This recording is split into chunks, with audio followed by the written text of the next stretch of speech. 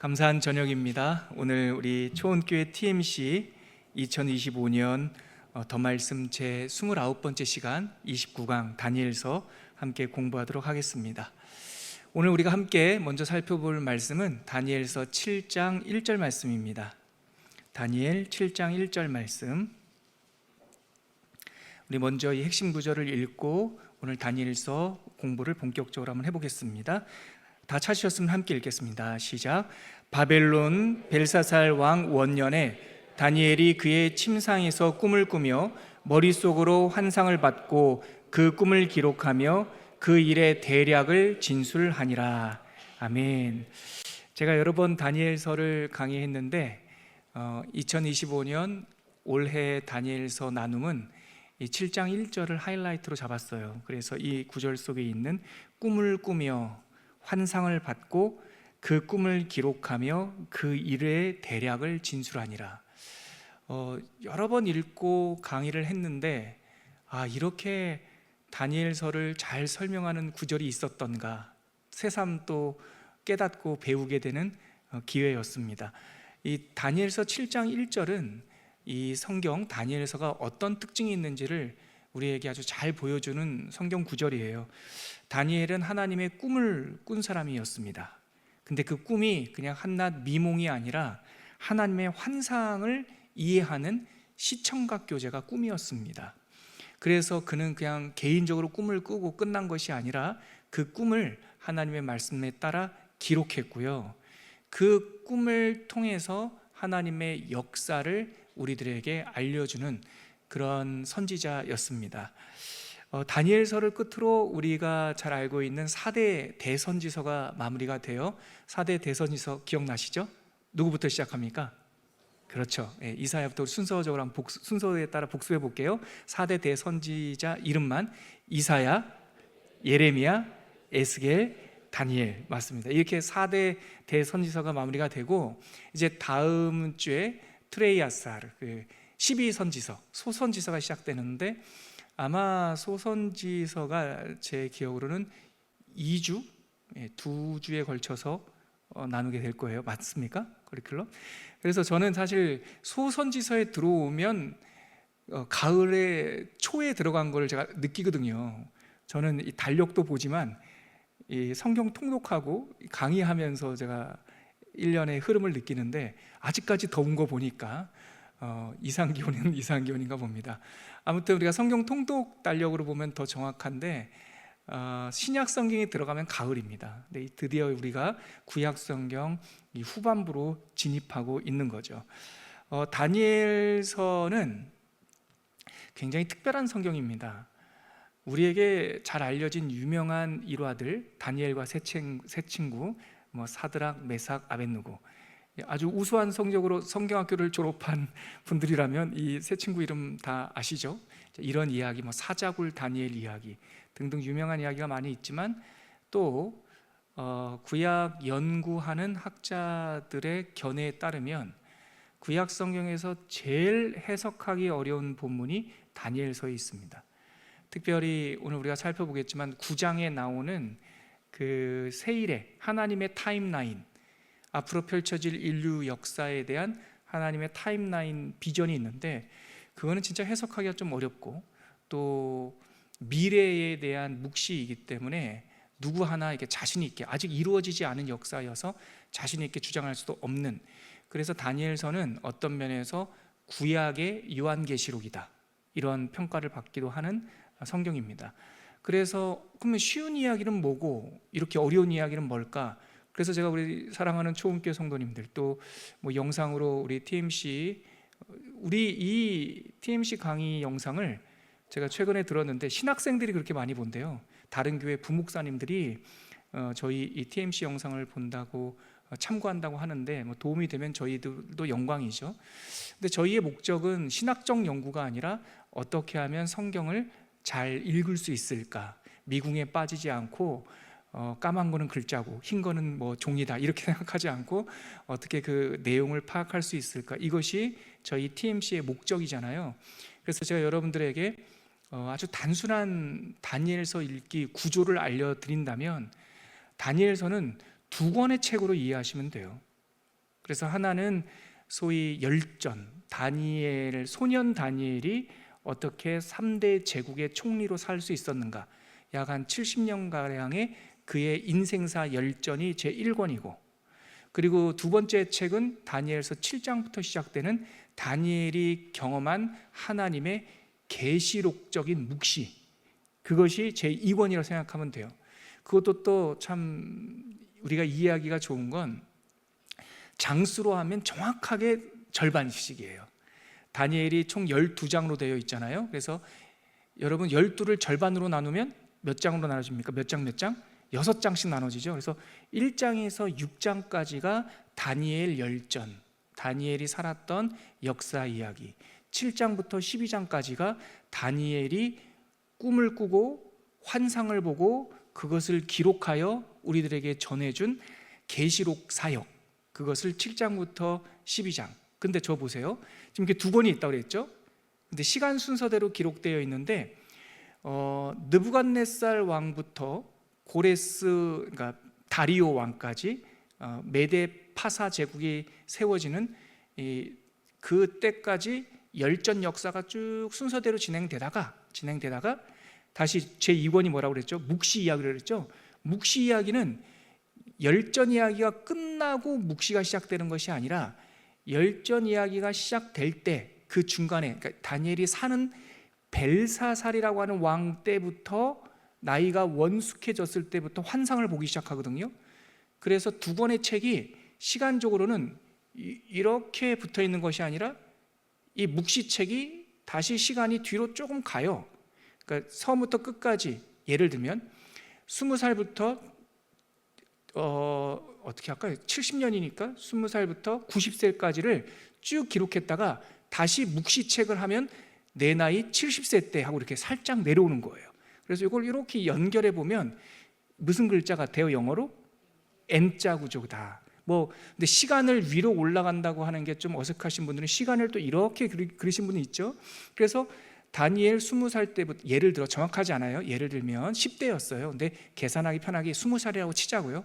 20살 때부터 70년 사셨으니까 90세까지 열전을 기록하고 나서, 그러고 나서 다시 내가 70살 때쯤 됐을 때부터 묵시를 받았다 하면서 다시 거꾸로 갔으니까 시간을 이렇게 옆으로 그리면 영어로 무슨 글자랑 비슷해요?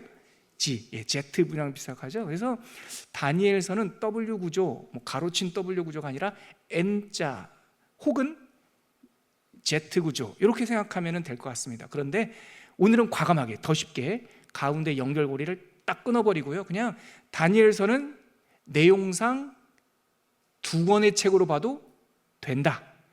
1장부터 6장까지는 다니엘이 살았던 포로로 잡혀와서 총리 3대 제국의 총리가 되는 그의 열전 이야기가 제1부 1장부터 6장까지, 그리고 7장부터 12장까지는 그가 벨사살 원년, 벨사살 왕의 1년차 때부터 꿈을 꾸고 환상을 보았던 그 내용들을 쭉 모아놓은 다니엘의 묵시 제2부, 이렇게 보시면 된다. 이 구조를 가지고 다니엘을 보면 조금 더 쉽게 이해할 수 있을 거예요. 우리가 보통 목차를 먼저 봤는데 오늘은 강의 안으로 바로 들어가서 우리가 보고 다시 목차로 돌아오기로 하죠. 강의 한 제1페이지 하다 보니까요, 여러분, 줄였는데도 표지까지 합쳐서 19장이에요. 그러니까 다 읽지 않을 겁니다. 읽지 않을 거예요. 제가 근데 강의가 끝나더라도 혹시나 어려우면 우리 성도님들 인터넷이나 또 인터넷도 이런저런 그 잘못된 정보들도 있고 또 책을 찾아보시기가 어려우니까 성경 읽으실 때 참고하시라고 이렇게 많이 담아놓은 거고요. 강의할 때는 제가 요약해서 말씀드릴게요. 그래도 1페이지는 우리가 같이 읽어보면 좋을 것 같아요. 서론이니까. 자, 보시면 다니엘서는 주전 6세기, 그러니까 예수님 오시기 약 한 500수십 년 전에 바벨론 왕실에서 활동한 선지자 다니엘의 삶과 열전과 묵시, 계시록을 기록한 책입니다. 그는 같은 시기에 활동했던 말씀의 트로이카 기억나시죠? 제일 선배인 이사야 선지자 빼고 예레미야, 에스겔, 다니엘 거의 동시대에 살았어요. 그 가운데 한 명이었어요. 자, 여기서 다시 복습. 예레미야의 활동 무대는 어느 나라, 어느 도시였습니까? 남왕국 유다, 예루살렘에서. 에스겔의 활동 무대는요, 같은 시대였지만 포로로 잡혀가서 그발 강가 바벨론 포로 노동자 현장에서, 다니엘은요 포로로 먼저 잡혀가서 그 바벨론 왕궁에서부터 아주 총리 대신처럼, 그래서 세 사람이 같은 시대에 살았지만 삶의 현장은 다 달랐고, 하나님께서 마태, 마가, 누가, 요한복음 다양한 각도로 예수님의 이야기를 증언했듯이 이 예레미야, 에스겔, 다니엘은 그 격변의 시대에 예루살렘에서의 관점, 포로지에서의 관점, 당시 제국의 가장 거대한 제국이었던 바벨론 그 궁정 중심부에서의 관점이 이 세 사람 선지자를 통해서 다 보여주고 있습니다. 다니엘은 여호야김 4년 때 바벨론의 포로가 됐어요. 제 1차 침공 때 포로가 되었고요. 이후 급변하는 고대 근동사회, 이 바벨론이 금방 멸망하거든요. 약 70년도 안 가요. 금방 멸망하고 잠시 메디아 본국이 생기는데 거기서도 총리를 하고요. 메디아의 주국이었던 본국이었던 페르시아가 이제 직할 체제로 그러니까 정치 체제를 정비하고, 고레스 왕이 이제 자기 외삼촌뻘 때는 다리오 왕을 내리고 자기가 직접 통치하는 이제 페르시아 제국에서도 총리가 돼요. 그러니까 다니엘은 바벨론에서도 총리, 메디아 본국에서도 총리, 페르시아 제국에서도 총리가 되죠. 약 70년 동안 총리 역할을 하는 아주 특이한 이력을 가지고 있습니다. 소위 요즘식으로 말하면 실력으로 승부해서 결과를 낸 사람이에요.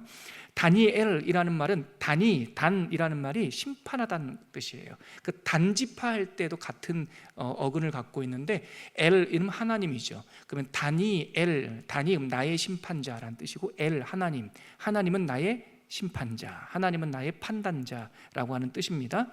그리고 하나님께서 나를 달아보신다라고 하는 뜻도 되겠죠. 그리고 쭉 그 가운데 있는 두 번째 단락은 제가 말씀드린 것, 열전 이야기가 1장에서 6장, 그리고 하나님께서 주신 묵시 이야기가 7장에서 12장까지 이렇게 두 권의 책으로 되어 있다. 그것이 바로 중간 단락의 내용이고요. 세 번째 단락 한번 가볼게요. 이 책을 읽을 때는 전혀 다른 두 책을 읽는 것처럼 접근해도 괜찮습니다. 2025년 더 말씀 동반자들, 이 강의를 듣는 분들에게 드리는 또 올해의 선물이죠. 그냥 다니엘을 두 권이라고 생각해라, 이렇게 생각하면 됩니다. 1부는 다니엘의 열전, 제가 말씀드렸죠, 역사 이야기. 2부는 다니엘이 받은 묵시, 다가올 미래. 그 미래는 지금 우리 2025년을 살고 있는 우리의 관점에서 보면 다니엘이 예언한 묵시 중에 이미 성취된 묵시도 있고요, 아직 성취되지 않은 묵시도 있어요. 성취된 묵시를 뭐라고 말합니까? 히스토리, 역사라고 말해요. 아직 성취되지 않은 것은 하나님의 계시, 언약이라고 말을 하죠. 그래서 다니엘서는, 요한계시록은요 여러분, 요한계시록의 대부분은 아직 성취되지 않았어요. 그래서 훗날 하나님의 언약과 묵시이죠. 근데 다니엘서의 구약의 계시록이라고 하는 다니엘서의 상당 부분은 이미 성취됐어요. 안 된 것도 있어요. 그래서 우리가 2025년을 살고 있는 성도들이 다니엘서에 나오는 묵시를 잘 읽어보면 진짜 하나님은 신묘막측하시는구나, 말씀하시면 이루시는구나, 그러면서 이루어진 예언을 보면서 지금 시점에서 우리는 앞으로 이루어 주실 하나님을 신뢰하게 돼요. 그래서 다니엘서를 보면은요, 로마 제국 이야기도 나오고요, 다니엘이 예언할 때는 로마 제국이 있기도 전이에요. 헬라 제국 이야기도 나오고요, 또 놀랍게도 알렉산더 대왕, 알렉산더가 등장하기 전에 다니엘이 살았거든요. 근데 알렉산더라고 하는 이름은 안 나오는데 그 대제국을, 헬라 제국을 만들었던 그 젊은 왕의 행적에 대한 예언이 나옵니다. 너무나 뚜렷하게 나오는 바람에 자유주의 신학자들은 다니엘서가 바벨론 시대에 살았던 그 사람이 쓴 게 아니다라고 주장하기까지 했어요. 그래서 어떻게 이렇게 정확하게 되어 있어? 이거는 아마도 훗날 기록됐을 거야 라고 다니엘서가 예수님 승천하시고 그 이후에 기록된 거라고 주장하는 사람도 있었어요. 왜냐하면 그 원본책이 발견이 안 돼서. 그런데 예전에 근현대에 와서 사해 사본이 발견이 됐는데요, 그 예루살렘 근처 사해 동굴에 쿰란 공동체라고 그 헬라 사람들의 박해를 피해서 동굴에 숨어 있던 공동체가 있거든요.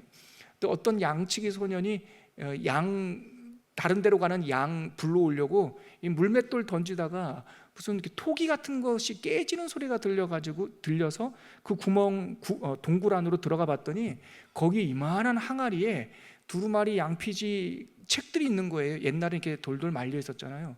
그래서 그게 뭔가 하고 봤더니 성경책인 거예요. 정말 세기적 발견이었죠. 거기에 이사야서도 있고요. 또 여러 가지 그 유대 고대 문서들이 있는데 거기에서 다니엘서 일부분이 발견이 돼요. 그러면서 지난 수백 년 동안 다니엘이 어떻게 이런 거를 예언할 수 있어요? 이거는 후대에 기록된 거라고 주장하던 사람들의 코가 쏙 들어가 버렸죠. 다니엘서는 예전서부터 기록되고 읽혀졌던 권위가 있던 성경, 그러니까 성문서 묶음이었구나라는 것을 이제서야 우리는 알게 되죠. 그래서 다니엘서 고대 다니엘이 살았던 주전 6세기의 책은 있냐? 지금 없어요. 전해지지 않아요.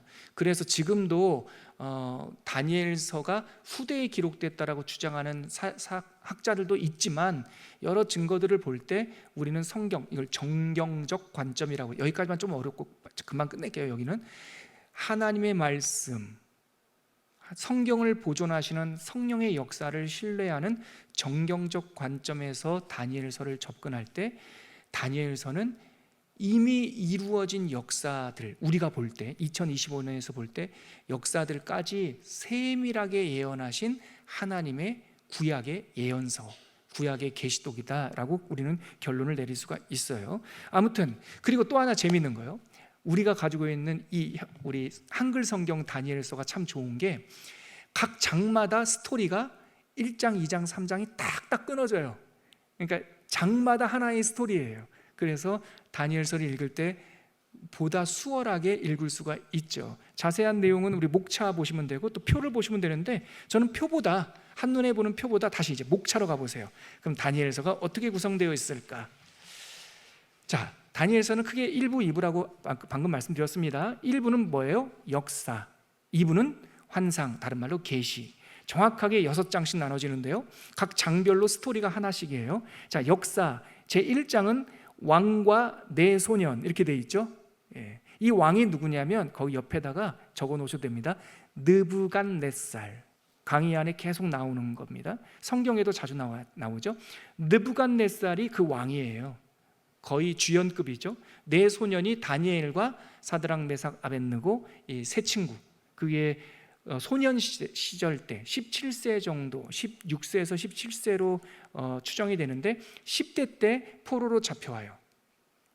여호야김 왕 4년 때, 제1차 침공 때. 우리 역사서 때도 배웠죠. 느부갓네살 바벨론 왕이 예루살렘을 공격해서 제1차 친정 공격 때 포로를 잡아오죠. 그때 귀족들 중에 아주 이쁘고 잘생긴 사람들을 볼모로 잡아와서 이제 막 생긴 이 왕국에 사람들이 필요하니까 왕궁의 일꾼으로 세웠는데요.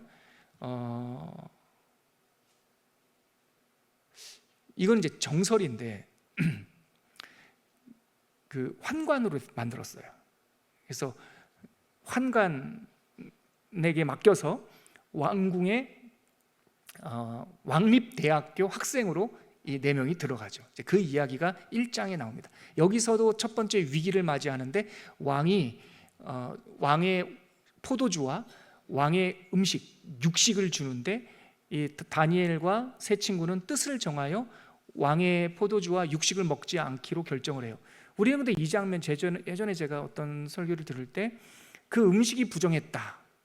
다니엘과 세 친구는 왜 왕의 음식을 거절했을까? 레위기 율법에 맞지 않았다. 그렇게 율법의 적용으로 갔는데 그거 조금 동의할 수 없어요. 왜냐하면 레위기 율법 어디에도 포도주를 금하는 법은 없거든요. 나실인 빼놓고는.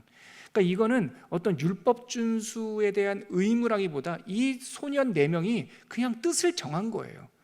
다니엘서에는 뭐라고 되냐면 이 넷이 뜻을 정하여, 그러니까 바벨론의 삶의 방식대로 살지 않겠다. 우리가 비록 포로로 잡혀왔고 우리가 느부갓네살 왕의 소유가 되었지만 내 영혼은 소유할 수 없다. 그래서 하나님 앞에 뜻을 정해서 채식을 하기로 결정을 해요. 그리고 나서 또 실력으로 증명을 해요. 그렇게 채식을 했는데 더 피부도 좋고 더 얼굴도 낯빛도 환하고, 그래서 총명해지는 모습으로 증명하죠. 그게 1장 내용이에요. 그러다가 두 번째 2장 내용은 그 느부갓네살 왕이 어느 날 꿈을 꾸죠. 근데 그 꿈을 얘기도 안 해요. 꿈 얘기해놓고 풀어달라 그러면은 이 술사들이 말로 장난칠까봐 이 왕이 아주 좀 폭군자태예요. 야, 내가 어저께 꿈을 꿨는데 불길한 꿈이었어, 이상한 꿈이었어, 해석 좀 해봐. 그러니까 바벨론의 그 박사들, 술사들이 왕이시여 무슨 꿈입니까? 말씀해 주세요. 그렇게 하면 못 맞출 사람 어디 있어? 내 꿈까지 맞춰봐. 진짜 대단한 거죠. 꿈까지 맞춰봐. 그리고 해석까지 해. 만약에 꿈까지도 못 맞추면 내가 지금까지 왕립학교 세운 거 다 허사야. 내가 다 죽일 거야. 아주 이렇게 광기 어린 정책을 펴죠. 그때 다니엘이 죽을 뻔했어요. 그때 아직까지 왕립학교 학생이었는데 그 왕의 서슬퍼런 칼날이 목 앞에까지 왔을 때 다니엘이 차분하게 그 시위대장을 진정시켜요. 왕의 말씀이 왜 이렇게 급하십니까? 저를 왕 앞으로 데려가 주십시오.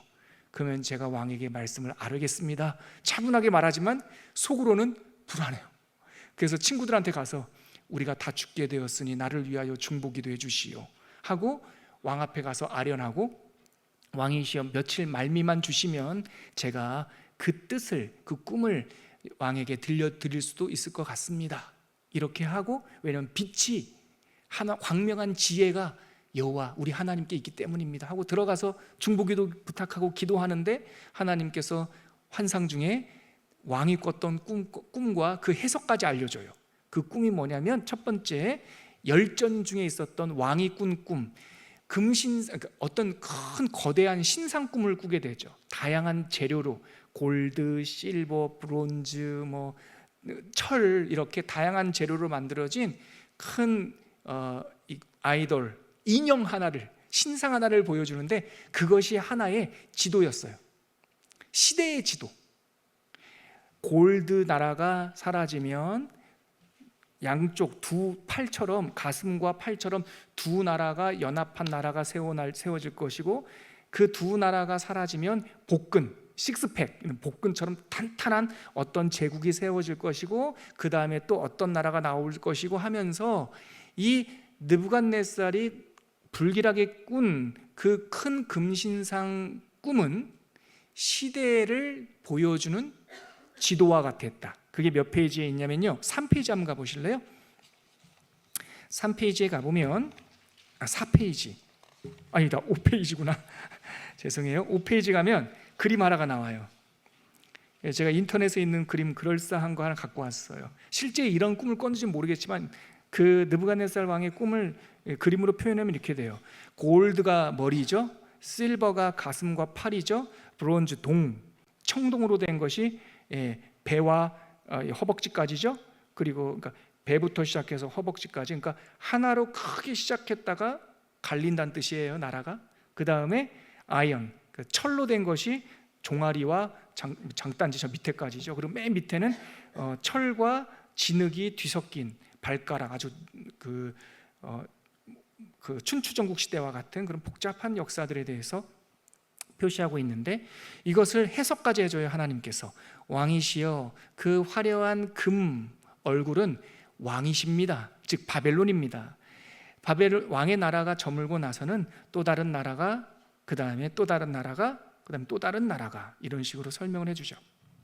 이 금신상 그림이, 이 지도가 앞으로 여러 번 반복될, 그리고 다니엘이 직접 받는 하나님의 묵시의 기초예요. 이게 기초. 이 종이 위에, 이 그림 위에 다양한 이제 앞으로 보게 될 환상들이 덧붙여져요, 해석으로. 자, 여기까지만 일단 보고요. 그 다음에 다시 목차로 한번 가볼게요. 그래서 그렇게 금신상 꿈을 꾸고 나서 증명이 됐죠. 그래서 다니엘이 이제 총리, 아주 중직에 오르게 됩니다. 그러고 나서 이제 3장에 가면 이 느부갓네살이 20년 차였나요? 느부갓네살 치세 20년 차에 그때 봤던 그 큰 신상의 그 설렘을 기억했던지 두라평지에다가 큰 자기의 동상을 세워요. 요즘에도 뭐 저기 권위주의 국가 가면은 그 뭐라고 해야 될까요? 독재자 동상 세워놓지 않습니까? 그런 것처럼 큰 동상을 세우죠. 그리고 나서 앞으로 이 동상에게만 절을 하고 다른 데다 절하면 안 된다, 이런 공포를 또 내리는데, 이 법령에 다니엘의 세 친구가 딱 걸렸네요. 걸려서 풀무불에 던져지는, 사드락 메삭 아벳느고 풀무불에 들어갔다. 여기서 되게 유명한 구절, 그리 아니하실지라도. 여러분들이 왕이 우리를 풀무불에 던진다 하면 하나님께서 우리를 살리려니와 그리 아니하실지라도 우리는 왕의 금신상에 절을 할 수 없습니다. 그 내용이 3장에 나와 있는 내용이고요. 그래서 하나님께서 그 세 친구를 어떻게 건져내셨을까? To be continued. 계속 성경 읽어보시면 거기 내용 나옵니다. 그리고 나서 또 한 번 느부갓네살 왕이 두 번째 꿈을 꾸죠. 이것은 시대의 그림이 아니라 큰 신상 꿈은 역사적인 지도, 앞으로 이렇게 진행될 것이다라고 하는 그림이었다면, 두 번째 느부갓네살이 꾼 꿈은 자기에 대한 꿈이에요. 이렇게 폭군처럼 난폭한 행정을 펼치고 나니까 하나님께서 그를 길들이기 위해서 하루는 이 왕이 꿈을 꾸는데 큰 나무, 그리고 그 밑에서 자기가 이렇게 막 무슨 아주 옷 벗고 희한한 행동을 하는 꿈을 꿔요. 그래서 번민해서 또 다니엘에게 물어보죠. 그랬더니 다니엘이 알려줍니다. 왕이시여, 하나님께서 왕을 세우셨는데 당신이 교만하여서 이렇게 아나무인으로 사니 당신이 돌이키지 않으면 버림받을 겁니다. 들에서 풀을 먹고 그렇게 살 겁니다. 뭐 그렇게 불길한 예언을 아주 직선적으로 직언을 하죠. 근데 느부갓네살이 돌이키지 않고 또 그 폭정을 행하다가 그 일이 진짜로 일어나요. 정신병 걸립니다. 느부갓네살이. 그게 자기가 짐승처럼, 자기를 소처럼, 짐승처럼 여기는 정신병이 걸리는데, 옛날 사람들은 이 다니엘을 읽으면서 야, 인간이 무슨 소가 돼, 이렇게 생각했는데 현대 정신의학에서 밝혀졌죠. 난광병이라고 하는 병이 실제로 있습니다. 자아가 분열이 되면 자기를 나무라고 생각하기도 하고 또 자기를 늑대라고 생각하기도 하고, 그래서 사람의 인격을 잃어버리고 짐승처럼 또 나무처럼 그런 증상이 있다고 하죠. 그 한강, 그렇게 뭐 그분은 하나의 메타포, 상징이었지만 한강 작가의 채식주의자라고 하는 그 소설을 보면, 그분 소설 중에 저는 그거 하나 조금 그러니까 다른 거는 어려워서 못 읽겠고 그건 좀 이렇게 읽어봤더니 거기 주인공이 자기가 나무라고 생각하잖아요. 나무 거꾸로 막 서 있는 그것처럼 이 느부갓네살 왕도 자신이 짐승이라고 생각해요. 그래서 폐인이 되고 말죠. 근데 그러고 나서 시간이 흐른 후에 하나님께서 느부갓네살의 정신을 다시 돌아오게 해서 정상이 되는데, 그때서야 하나님을, 신의 존재를 인정을 하고 하나님이 나를 세우시기도 하시고 뽑기도 하시는구나 라고 하는 고백을 하죠. 하지만 이미 나라는, 이 신바벨로니아 제국은 이렇게 한 왕이 폭군처럼 정치를 하면서 많이 기울었어요. 그리고 느부갓네살이 죽고 나자 여러 이제 사람들이 난립하기 시작했고, 그리고 나서 끝에 몇십 년이 안 가서, 십몇 년이 안 가서 그의 외손자 벨사살이라는 왕 때 나라가 멸망하고 말아요. 그래서 5장에 가면 그 벨사살, 뭐 설명하려면 길지만 그냥 단순하게 말씀드리면 느부갓네살의 외손자입니다. 이 벨사살 왕 때 신바벨로니아 제국이 멸망하죠. 이때 벨사살이 자기 어머니가 공주였고 아버지가 장군이었는데 그 장군이 전장터에 막 나가 있으니까 그 아들, 느부갓네살의 피를 물려받은 그 아들이, 외손자가 왕궁에서 술잔치를 그렇게 한단 말이죠. 그래서 그날도 흥청망청하고 있는데 벨사살이 갑자기 손이 나오더니 흰색 벽으로 인테리어한 왕궁에 손이 나와서 벽에다가 글자가 막 써지는 거예요. 그거를 보다가 벨사살이 그 환상을, 그 징조를 보고 그냥 넋이 나가버려요. 근데 벽에 쓰여진 글자를 알아보지를 못하겠는 거예요. 그래서 또 유명한 우리 학자 다니엘을 불러왔겠죠. 그래서 다니엘 선생한테 저게 무슨 글자입니까? 어제 향연을 하는데 손이 나와서 이상한 글자가 써져 있어요. 다니엘이 보니까 아람어거든요, 히브리어. 보니까 메네 데겔 우바르신이라고 쓰여져 있는 거예요. 그게 무슨 말입니까? 왕이시여 들으시오. 이 말은 달아보았더니, 메네라는 게 세어보고 세어봤더니 데겔,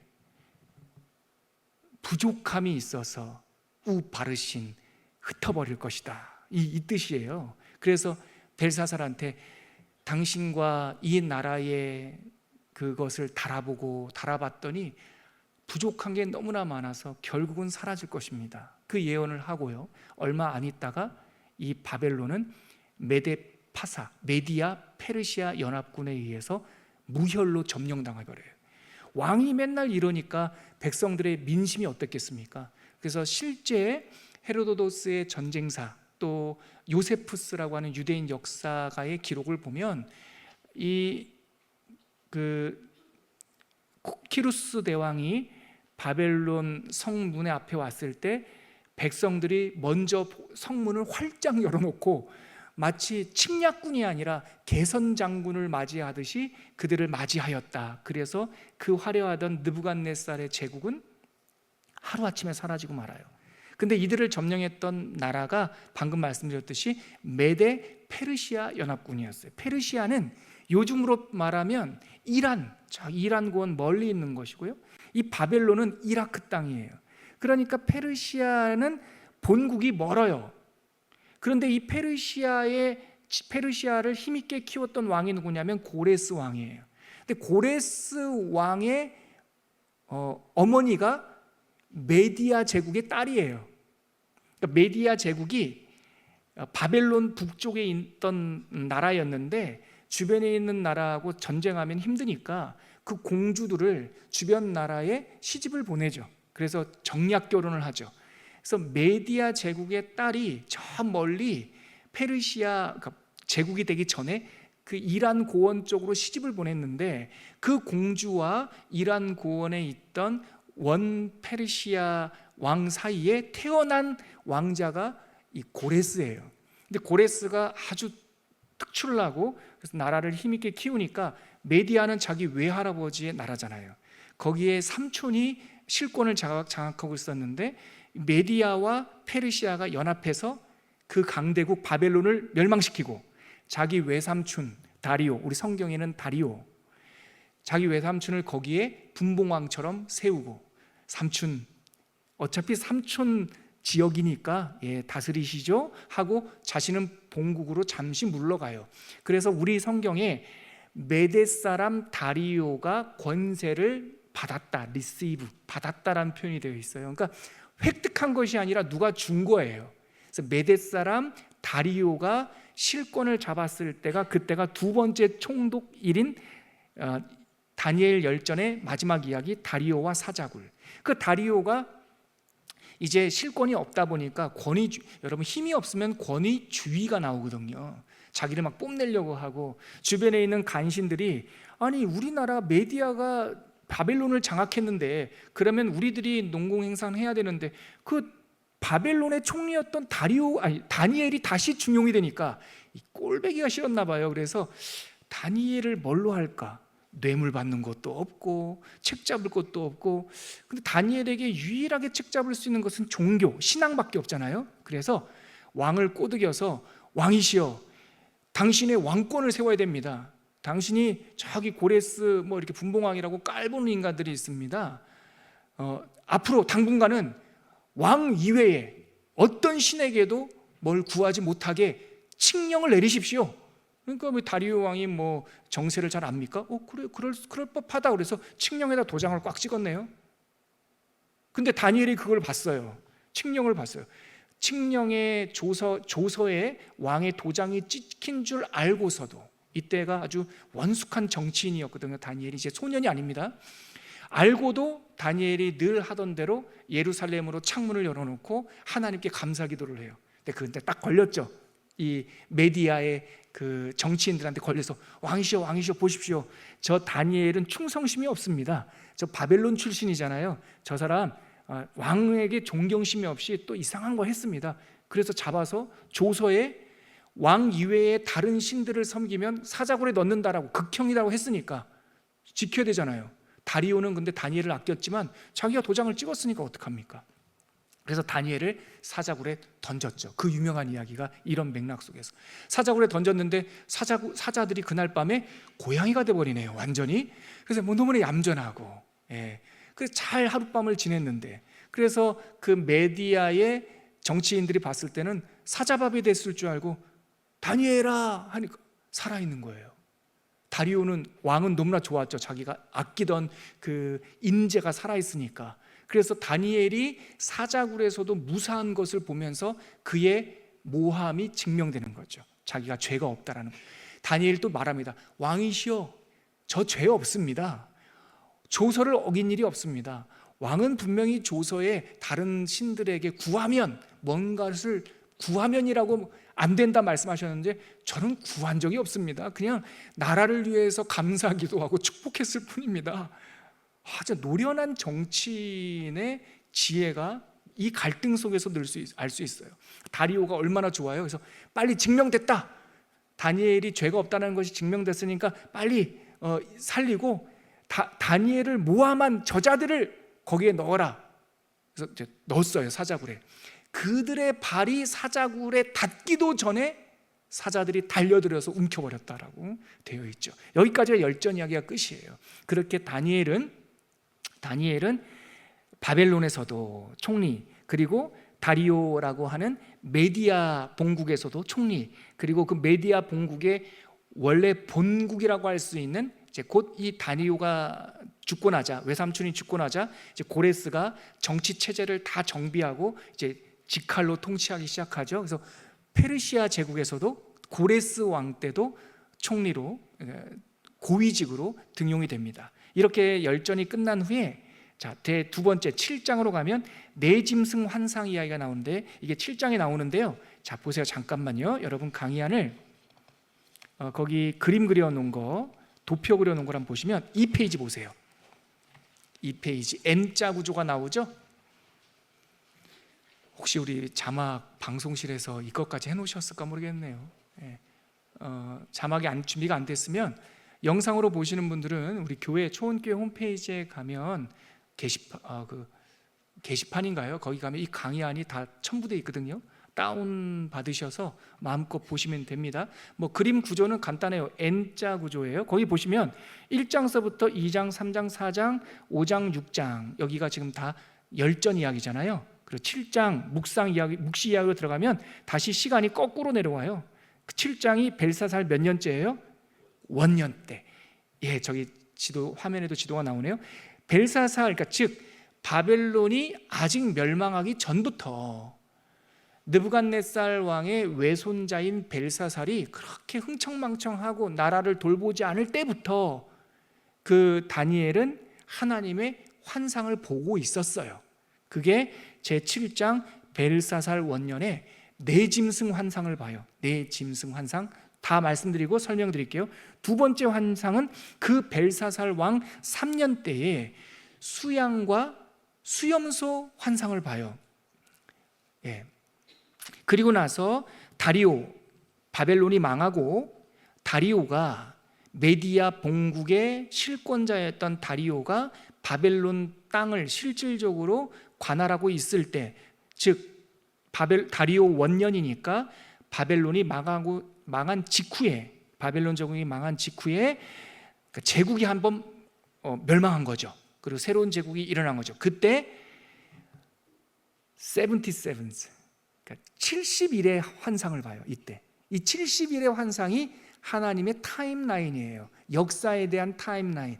하나님의 역사를 그림으로 보여주면 큰 금신상 그림이 그림으로 보여주는 하나님의 역사예요. 바벨론 머리, 메데파사 실버, 그 다음에 헬라 이 배와 넓적다리, 그리고 로마 철로 된 다리, 이거 하나의 그림이죠. 근데 그림 말고 숫자로 즉 도식으로 보여주는 게 바로 77, 즉 71회. 이게 제일 어렵다는 미국의 그 웨스터민스터 신학대학원의 구약학 교수였던 에드워드 영을 비롯하여 마틴 로이드 존스 목사님, 수많은 구약학자들이 구약 성경에서 제일 어려운 본문이 어디냐? 이 9장이에요. 9장 20절 이하. 아무튼 근데 제가 오늘 쉽게 좀 이따 풀어드릴게요. 아무튼 70일의 환상을 보여주는데 이 70일의 환상은 들려주는 거예요. 들려주는 거예요. 그림이 아니에요. 가브리엘 천사가 와서 들려주는 거. 이거는 앞으로 진행될 역사에 대한 하나님의 타임라인, 시간표다, 이렇게 생각하시면 되고요. 그 다음에 고레스가 이제 다리오가 죽고 그 땅까지, 옛 바벨론 땅까지 페르시아가 직접 통치하던 고레스 왕 3년 때에 마지막 환상을 보는데 그것이 끝날 환상. 이것이 미래, 완전 미래 이야기도 있지만 페르시아 제국이 멸망한 후에 일어날 헬라 제국, 페르시아 이 가슴 실버로 된 시대가 끝나고 청동 시대가, 이 헬라 제국 시대가 다가올 때 알렉산더 대왕이 죽고 나서 북쪽 나라와 남쪽 나라, 북방 왕과 남방 왕이 막 싸우면서 그 두 나라의 싸움 속에서 예루살렘이 어떻게 황폐하게 될 것인지에 대한 이야기가 10장, 11장, 12장까지 기록되어 있어요. 저 고개 들고 한번 저 보실래요? 여러분들이 눈빛을 봐서 제가 난이도 측정을 한번 해야겠어요. 지금 저 스스로는 지금 뿌듯한데, 야, 이거 설명 잘했다 싶은데 알아들으시면 하죠? 자, 복습하고 몇 가지만 정리하고 마무리하죠. 다니엘은 역사 이야기 제1부 기억나시겠죠? 하나님의 계시와 환상 이야기 제2부, 역사 이야기에서도 느부갓네살이라고 하는 이 오랫동안 다스렸던 폭군의 두 가지 꿈이 있다. 하나는 큰 신상 꿈을 꿨는데 이거는 역사에 대한 지도다.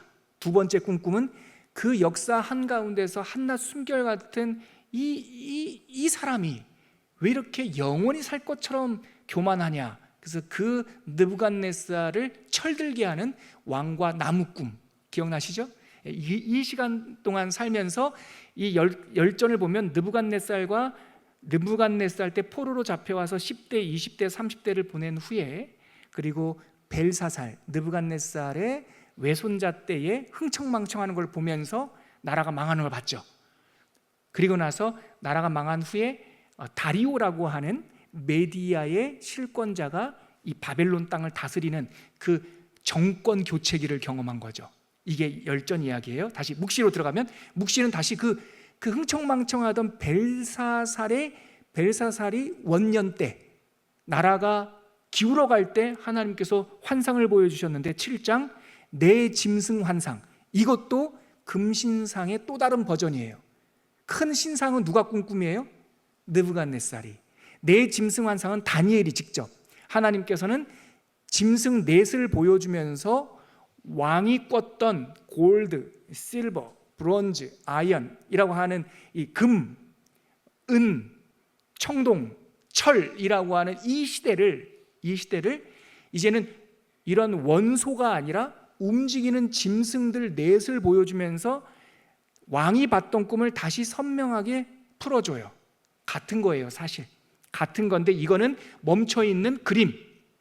다니엘이 7장에 봤던 꿈은 움직이는 어떤 짐승들의 이야기, 좀 더 세밀하게. 그 다음에 수양과 수염소는 뭐냐면 또 다른 게 아니라 내 짐승을 봤잖아요. 그 중에 가운데 있는 두 번째, 세 번째 짐승을 조금 더 잘 표현해 주는 거예요.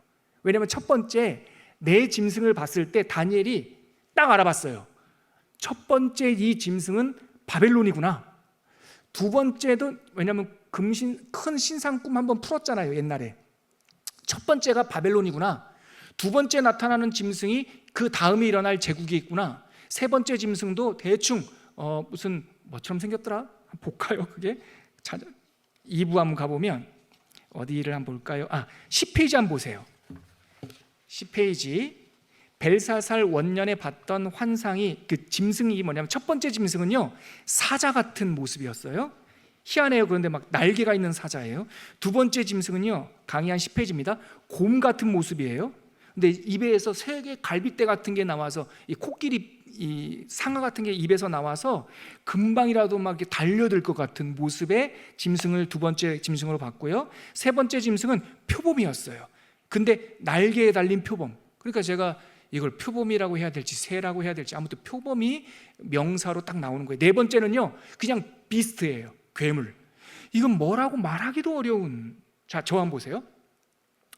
이미 느부갓네살이 꿈을 꿨던 큰 신상 환상을 보고 해석까지 했으니까 하나님께서 내 짐승을 보여주실 때도 이게 역사 그림이라는 걸 알았어요. 그래서 첫 번째 사자 형상, 이거 바벨론이네, 알았어요. 두 번째 표범, 두 번째 곰, 뭔지 모르겠지만 그 다음 나라네. 세 번째 표범, 그것도 뭔지 모르겠지만 아무튼 그런 표범 같은 나라가 오겠네. 근데 맨 마지막에 뭐라고요? 한 번도 본 적 없는 이상한 비스트. 그러니까 다니엘이 깜짝 놀란 거예요. 그래서 첫 번째 벨사살 왕 원년에 이 네 짐승 환상을 봤을 때 네 가지를 다 물어보지 않고 다니엘이 제일 기괴하게 생긴 네 번째 것만 물어봤어요. 하나님, 네 번째 저 짐승 뭡니까? 이름도 모르겠어요. 뭐처럼 생긴지도 모르겠어요. 하니까 첫 번째 환상을 봤을 때 네 번째 환상을 풀어주셨어요. 이건 나중에 올 나라야. 넷째 나라야. 아주 사나워. 전국을 다니면서 막 다 죽이고 점령하고, 그걸 봤어요. 자, 보세요. 첫 번째 사자는 지금 살고 있는 바벨론인 거 알았고, 마지막 비스트도 나중에 태어날 아주 제국처럼 전쟁을 일삼는 나라인 거 알았어요. 두 번째, 세 번째, 즉 곰 같고 표범 같은 나라에 대한 해석은 벨사살 원년 때 못 들었어요. 근데 벨사살 3년 때 또 환상을 봤는데 수양 수염소 환상은 바로 그 두 번째, 세 번째 나라에 대한 부연 설명이에요. 수양, 그게 뭐냐면 거기랑 가볼까요? 네, 11페이지 가보세요. 벨사살 왕 3년 때 본 환상이 수양과 수염소가 있는데 다니엘서 8장 강의한 11페이지 보면 8장 3절과 5절 8절 제가 요약해놨는데요, 한번 읽어볼게요. 파란 글자로 되어 있는 거 시작. 눈을 들어 본즉 강가에 두 뿔 가진 수양이 섰는데 한 수염소가 서쪽에서부터 와서 지면에 두루 다니되 현저한 뿔이 있더라. 큰 뿔이 꺾이고 그 대신에 현저한 뿔 넷이 하늘 사방을 향하여 났더니, 제가 지금 성경 구절을 요약한 거예요. 이게 뭡니까?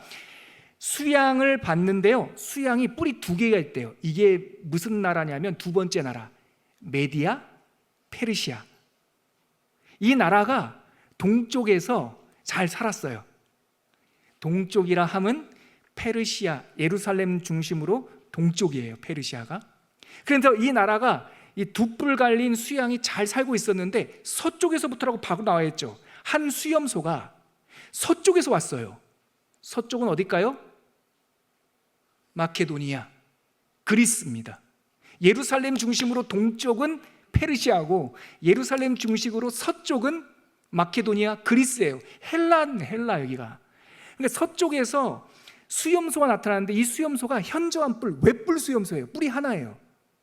아주 현저한 뿔, 도드라진 뿔이에요. 이 뿔이 알렉산더 대왕입니다. 근데 이 수염소가 발이 땅에 안 닿을 정도로 서쪽에서부터 동쪽으로 확 점령하고 가요.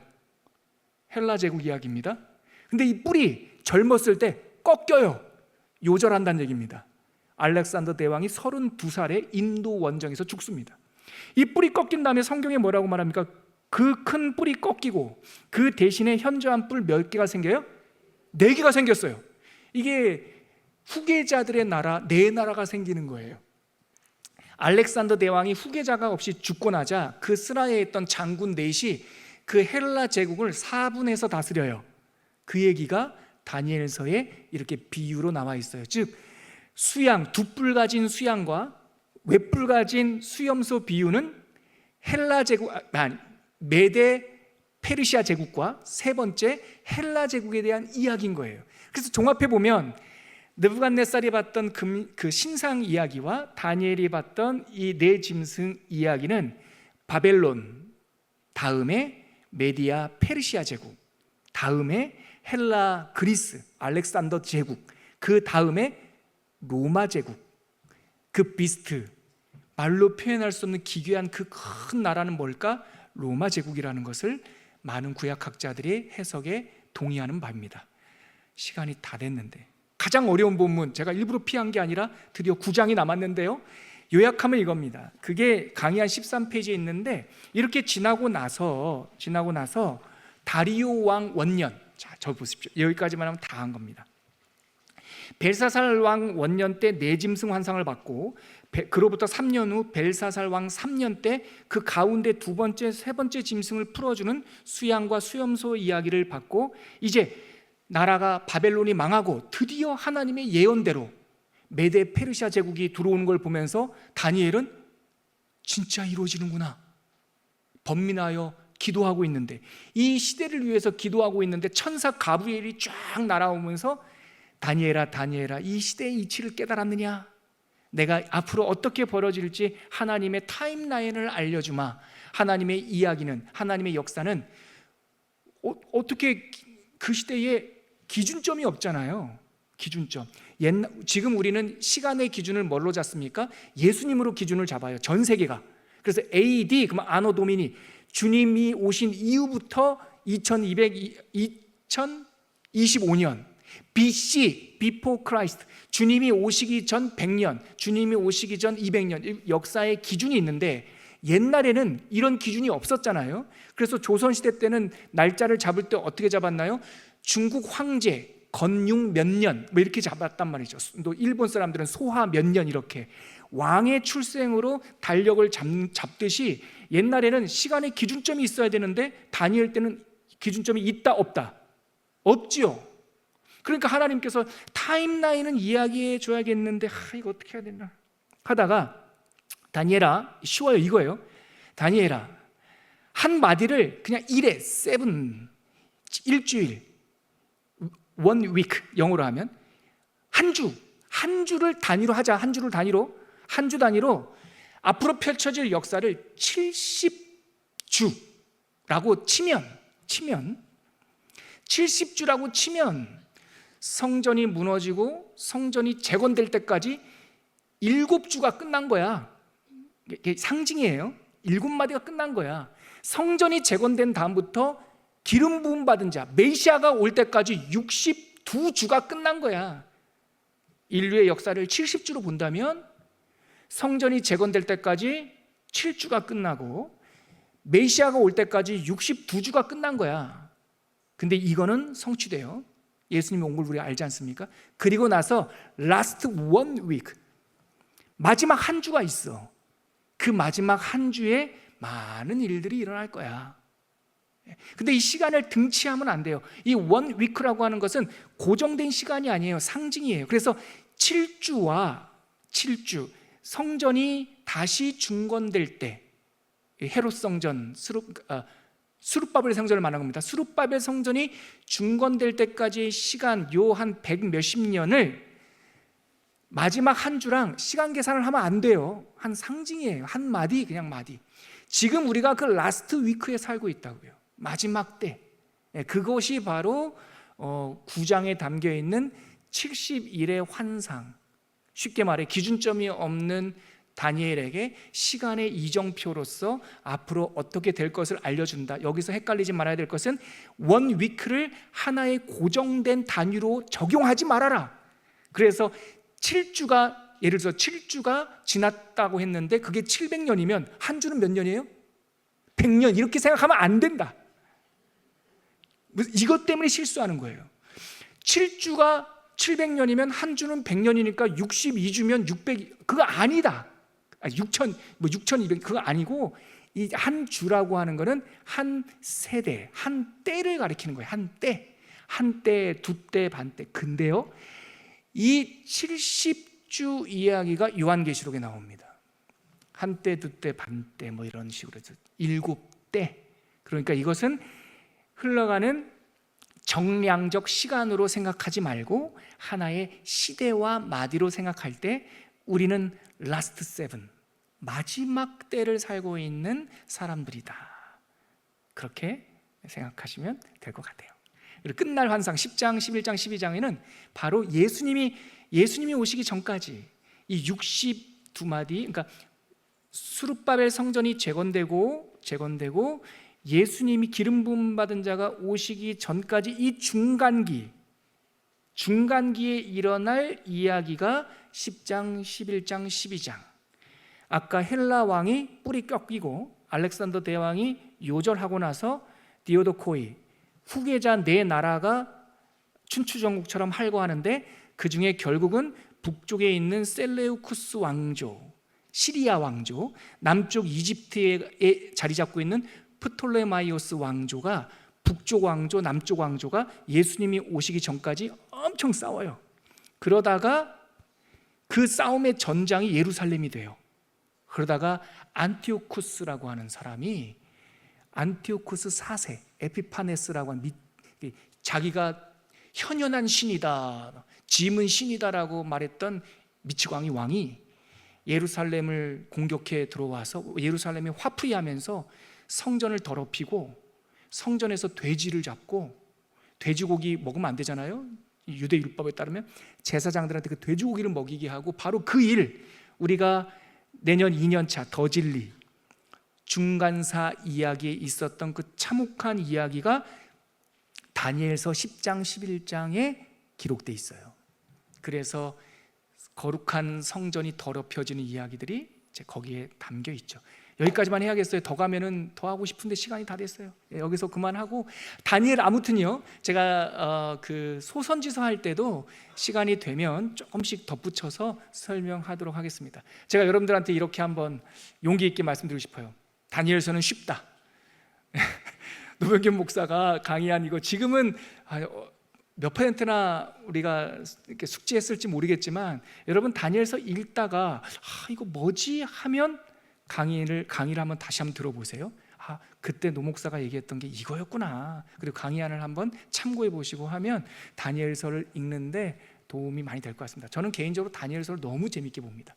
왜냐하면 예언의 방식과 성취된 것을 제가 두 개를 다 갖고 있기 때문에, 요한계시록은 해석하기가 상당히 좀 어려운데 다니엘서는 성취된 예언이 있기 때문에 두 개를 이렇게 빗대어 보면 다니엘서의 용어가 요한계시록에도 나와서 제가 하나님의 성취될 예언, 미래를 소망하고, 그래서 요한계시록은 무서운 성경이 아니라 이긴 자의 소망 이야기구나라고 하는 결론을 다니엘서 때문에 제가 얻게 되었지요. 아무튼 여러분들에게도 희망과 꿈이 되는 그런 다니엘서가 됐으면 좋겠습니다. 우리 찬양하고 오늘 시간 마무리했으면 좋겠습니다. 함께 올릴 찬양은 원하고 바라고 기도합니다. 소망과 비전을 생각하면서 하나님께 고백하겠습니다.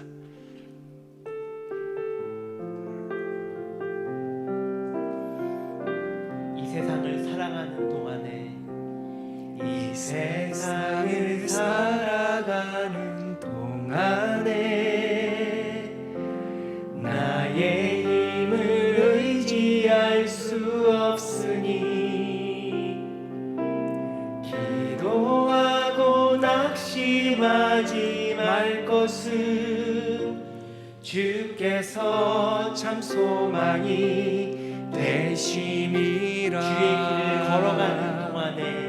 주의 길을 걸어가는 동안에 세상의 것 의지할 수 없으니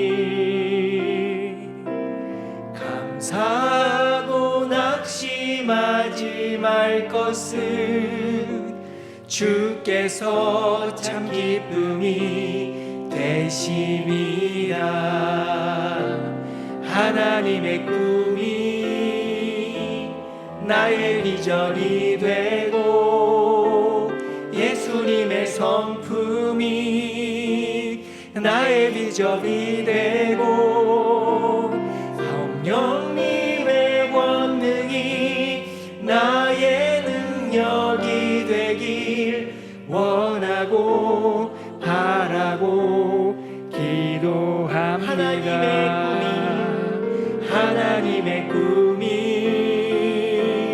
나의 비전이 되고 예수님의 성품이 나의 인격이 되고 성령님의 권능이 나의 능력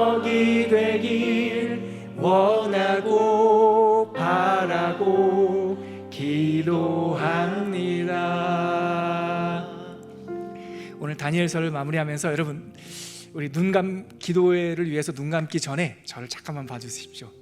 제가 오늘 꼭 하고 싶은 게 있었는데 사실은 시간이 여유가 있으면 다니엘 마지막 장 12장 13절까지밖에 없거든요. 짧아요. 그걸 여러분들하고 한번 읽고 싶었습니다. 왜냐하면 12장을 읽어보면 하나님이 왜 우리에게 꿈을 주시는구나, 왜 주시는가, 이런 이유 때문에 꿈을 주셨구나라는 것을 알게 돼요. 비전이 있는 백성, 꿈이 있는 백성의 복. 제가 부탁드리고 싶은 것은 그리 길지 않은 본문이니까 오늘 저녁에 주무시기 전에 다니엘 12장을 한번 읽고 주무시면 어떨까? 자세한 묵시 내용은 안 나오지만 왜 이러한 꿈을 주셨는지에 대한 하나님의 마음이 12장에 담겨 있어요. 또 하나, 여러분, 꿈이라고 하는 것은 환상이 아닙니다. 환상을 기록하여 해석하고 담고 있는 거죠. 그러면 우리는 이미 환상을 다 본 사람들이죠. 성령의 묵시를 본 사람들이죠. 저는 이러한 담대함이 있어요. 우리가 하나님의 정법대로 살아가면 아직 살아보지 않은 내일도 사실 예측할 수 있습니다. 내일 무슨 일이 일어날 것까지는 모르겠지만 바르게 걸어가다 보면 이상한 것들이 보입니다. 뭐가 특별한 게 있어서가 아니라 잣대 옆에 있으면 휘어진 게 보이고요, 그 잣대에 말씀의 눈금이 있으면 이게 몇 센치인지까지 보입니다. 왜 사기에 빠지나요? 왜 어리석은 일에 들어가나요? 정법이 없어서 그래요. 하나님의 말씀을 잘 간직하면, 다니엘아 이 말씀을 끝날까지 간직해라 했던 것처럼 하나님의 말씀을 잘 간직하면 안 좋은 것도 분별하게 되고 웅덩이도 보이고 사실 사기꾼도 보이고, 그래서 허탄한 길로 나가지 않습니다. 그것이 묵시와 계시의 능력이에요.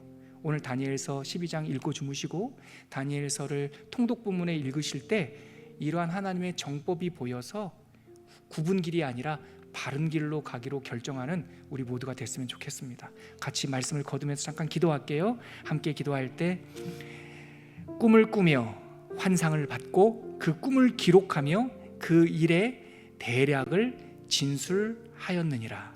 하나님, 우리에게도 이러한 지혜와 역사를 해석하는 안목을 허락하여 주시옵소서. 우리 잠시 기도하도록 하겠습니다. 하나님 아버지, 특별한 또 다른 꿈과 또 다른 환상이 필요한 것이 아니라 이미 완성된 하나님의 말씀을 겸손한 마음으로 우리가 말씀을 읽어나가면 우리의 삶에 정법이 생길 줄 믿습니다.